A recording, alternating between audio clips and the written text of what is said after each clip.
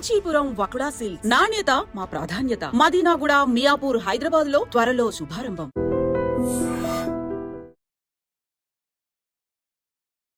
Hello everyone. So ఈ topic అంతా కూడా మనము మ్యూచువల్ ఫండ్ ఇండస్ట్రీ గురించి, అంటే యాంఫీ డేటా మనకి రీసెంట్గా రిలీజ్ అయిందండి. ఈ మ్యూచువల్ ఫండ్ ఇండస్ట్రీ గ్రోత్ ఎలా ఉంది అనేది. సో ఈ ఇంపాక్ట్ అంటే ఏదైతే మన బ్రాడర్ మార్కెట్స్లో ఏదైతే మనకి ఈ ఫాల్ అనేది కనిపించిందో, దాదాపుగా నిఫ్టీ అనేది 26,000 దగ్గర నుంచి 22,000 వరకు, అంటే ఆల్మోస్ట్ 17 to 18% మనకి నిఫ్టీ అనేది కరెక్ట్ అయింది. సో డెఫినెట్లీగా మ్యూచువల్ ఫండ్ ఇండస్ట్రీ మీద కూడా కొంచెం ఇంపాక్ట్ అయితే కనిపించిందండి. That is what mutual fund industry వాళ్ళ యాంఫీ డేటా అయితే మనకి కనిపిస్తుంది. So let's start with growth. అయితే మనకి కొంచెం తగ్గిందండి. ఏయుఎం మ్యూచువల్ ఫండ్ ఇండస్ట్రీలో ఏయుఎం అయితే కొంచెం గ్రోత్ ఏదైతే కనిపిస్తుందో అది కొంచెం తగ్గింది. అలానే మంత్లీ ఎస్ఐపీస్ 26,000 వరకు ఉండేవండి. ఇప్పుడు అది 26,000 బిలో మనకు కనిపిస్తున్నాయి. సో మంత్లీ ఎస్ఐపీస్ అయితే కొంచెం తగ్గినట్టుగా యాంఫీ అయితే కొన్ని కన్సర్న్స్ అయితే రేస్ చేసింది. అలానే ఎస్ఐపీ స్టాపేజెస్ అంటారండి. అంటే ఎస్ఐపి స్టాపేజెస్ రేషియో, అంటే కొత్త న్యూ రిజిస్ట్రేషన్స్తో కంపేర్ చేసుకుంటే డిస్కంటిన్యూ చేస్తున్న ఈ ఎస్ఐపీసే ఎక్కువ ఉన్నాయండి. అంటే 122%, విచ్ ఈజ్ వెరీ హైయెస్ట్ అండి. అంటే కోవిడ్ టైం కన్నా ఇంకా ఎక్కువ ఎస్ఐపి స్టాపేజెస్ అయితే మనకి ఈ యాంఫీ డేటాలో మనకి కన్సర్న్స్ అయితే రేజ్ చేస్తున్నారు. ఎందుకు ఇంత ఎస్ఐపీస్ అనేవి ఆగిపోతున్నాయని. అలానే ఈక్విటీ ఇన్ఫ్లోస్ కూడా, అంటే ఈక్విటీ మార్కెట్స్ అంటే ఈక్విటీ స్కీమ్స్లో ఇన్ఫ్లోస్ 10 months లో వరకు వెళ్ళాయి. అలానే మిడ్ క్యాప్ స్మాల్ క్యాప్స్లో కొంచెం అయితే తగ్గించారండి. ఆల్మోస్ట్ అందులో కూడా 35% ఫాల్ అనేది మనకు కనిపించింది. అలానే టోటల్గా ఈక్విటీ ఏయుఎంఏ 9 month లో వరకు వెళ్ళింది. అలానే ఎన్ఎఫ్ఓస్ కూడా, అంటే న్యూ ఫండ్ ఆఫర్స్ కూడా మార్కెట్లో కొంచెం వీక్గానే ఇన్ఫ్లోస్ మనకి కనిపిస్తున్నాయి.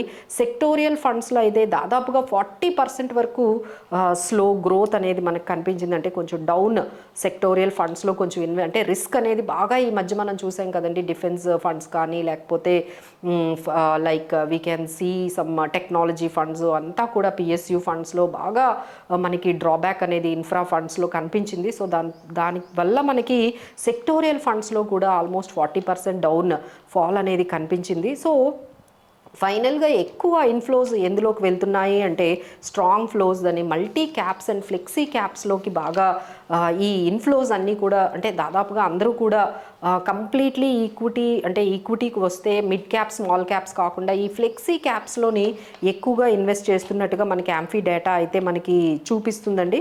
So these are all the trends అని మనం చెప్పొచ్చు. బట్ ఫైనల్గా ఎస్ఐపీస్ అయితే 3 months లో వరకు వెళ్ళాయి. సో నౌ రీసెంట్గా మా క్లయింట్ కూడా ఒకరు కాల్ చేశారండి. ఆయన కొత్తగా ఈ స్టాక్ మార్కెట్లోకి వచ్చారు. సో మేము కొన్ని స్కీమ్స్ అనేవి చెప్పాము. సో లంసమ్ ఇన్వెస్ట్మెంట్ అయింది. సో ఎప్పుడైతే ఆయన పోర్ట్ఫోలియోలో ఒక 15% అనేది డ్రాడౌన్ అయితే చూశారో, సో ఇమీడియట్లీ వాళ్ళందరూ కూడా కన్సర్న్స్ అనేవి రేస్ చేస్తున్నారు. మేడం ఏం చేయాలి, సో ఇంతవరకు తగ్గింది, ఇక బయటకు వెళ్ళిపోవాలా ఉండాలా అనేది అడుగుతున్నారండి.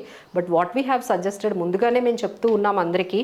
సో దిస్ ఈజ్ ఆల్ ఈక్విటీలో ఈ అప్స్ అండ్ డౌన్స్ అయితే కామన్గా ఉంటాయండి. So 5 years that is the minimum period that you have to stay with the ఈక్విటీలోకి మనం వచ్చినట్లయితే, ఎస్పెషలీ ఈక్విటీ ఓరియంటెడ్ మ్యూచువల్ ఫండ్స్లో మీకు వచ్చినట్లయితే 5 years అయితే ఉండాలి. So have patience. So this is not the time to panic అండి. ప్యానిక్ అవ్వాల్సిన అవసరం లేదు కానీ, బట్ మీరందరూ కూడా చాలా కాషియస్గా అయితే ఉండాలండి. సో రికవరీ అనేది ఎంత రీసెంట్గా అయితే మీరు ఎక్స్పెక్ట్ చేయడానికి లేదు. అందరూ ఎక్స్పెక్ట్ చేస్తున్నట్టుగా రికవరీ మనకి మార్కెట్స్లో కానీ, మీ స్కీమ్స్లో కానీ పాజిటివ్ కానీ రికవరీ కానీ చూడాలి అంటే మినిమం 8 months to 1 year పట్టేటట్టుగానే ఎక్కువ టైం పడుతుందండి. బికాజ్ ఇదంతా కూడా, అంటే ఈ మొత్తం కార్నేజ్ ఫాల్ అయితే ఏదైతే ఉందో బికాజ్ ఆఫ్ హయ్యర్ వాల్యూషన్స్, అంటే స్మాల్ క్యాప్ ఇండెక్స్ మీరు చూసుకున్నట్లయితే దాదాపుగా ఒక 25% వరకు స్మాల్ క్యాప్ ఇండెక్స్ అనేది పడిందండి. ఎస్పెషల్లీ మనం కొన్ని స్మాల్ క్యాప్స్ తీసుకుందాం. ఎల్ఐసి స్మాల్ క్యాప్ కానీ, Kotak small cap, Nippon, SBI small cap, quant small caps, ఇవన్నీ 15% నుంచి దాదాపుగా 22% వరకు మనకి స్మాల్ క్యాప్స్లో మనకి రిటర్న్స్లో ఫాల్ అనేది కనిపించింది. సో చాలామంది అడుగుతున్నారు ఏం చేయాలి, వీటిని ఇక్కడ ఎస్ఐపీస్ ఆపేయమంటారా, లేదు అంటే కొంత యాడ్ చేయమంటారా అనేది చాలామంది అడుగుతున్నారు.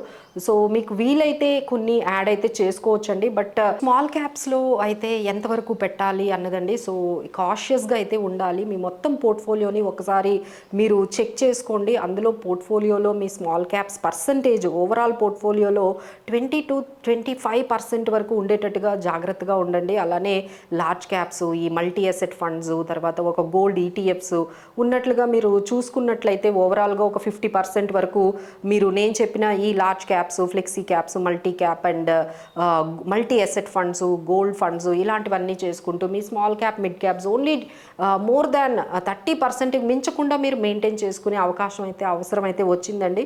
సో ఒక్కసారి మీ గోల్ ప్రకారము లేకపోతే మీ రిస్క్ ఎపిటైట్ ప్రకారం ఒకసారి చర్నింగ్ చేయండి.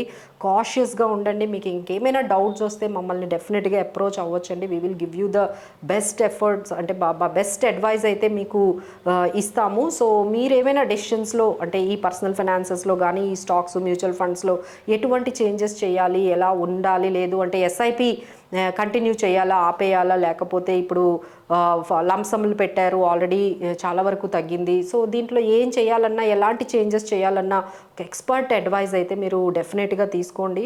అండ్ నెక్స్ట్ వన్ ఏంటంటే అపార్ట్ ఫ్రమ్ దట్ ఈ పర్టికులర్ మార్కెట్లో మనము మల్టీ అసెట్ ఫండ్స్ అంటే గోల్డ్ ఈటీఎఫ్స్ అయితే కంపల్సరీ మీరు ఒకటైతే యాడ్ చేసుకోండి. ఎందుకంటే మార్కెట్స్లో ఈక్విటీ సెల్ ఆఫ్ జరిగేటప్పుడు గోల్డ్ అనేది బాగా పెరుగుతుంది. సో మీరు ఒక గోల్డ్ ఈటీఎఫ్స్ మనం యాడ్ చేసుకున్నామా లేదా అట్లీస్ట్ ఒక మల్టీ అసెట్ ఫండ్స్లో ఈక్విటీ, డెట్, గోల్డ్ 3 ఉంటాయి కాబట్టి మల్టీ అసెట్ ఫండ్స్లో కూడా మీరు ఇన్వెస్ట్ చేసుకొని ఉన్నారు. అలాంటి స్కీమ్ మనకు ఉందా లేదా అనేది ఒకసారి చెక్ చేసుకోండి. సో మల్టీ అసెట్ ఫండ్, తర్వాత మనకి మల్టీ క్యాప్ కానీ ఫ్లెక్సీ క్యాప్ కానీ ఇలాంటి ఫండ్స్లో మనం కంపల్సరీ ఈ టైంలో ఈ జర్నీ ఏదైతే మార్కెట్స్లో ఇంత వాల్టిలిటీ, ఇంత అన్సర్టనిటీ అనేది ఉందో, సో డెఫినెట్లీ అంటే గ్లోబల్ ఒకవైపు గ్లోబల్లో రెసిషన్ అంటున్నారు, లేదు గ్లోబల్లో ఎకానమీ స్లో డౌన్ అంటున్నారు బికాస్ ఆఫ్ ట్రంప్ టారిఫ్స్ కానీ Trump uncertainty decisions, administrative decisions అయితే మనకు ఆ ఇంపాక్ట్ అయితే కనపడుతుంది. So definitely you need to be very very cautious అండి. For more details and any kind of changes మీ పోర్ట్ఫోలియోలో చేయాలి అంటే ఒకసారి ఎక్స్పర్ట్స్ని, మమ్మల్ని కానీ మీరు కన్సల్ట్ చేసినట్లయితే we will do the best.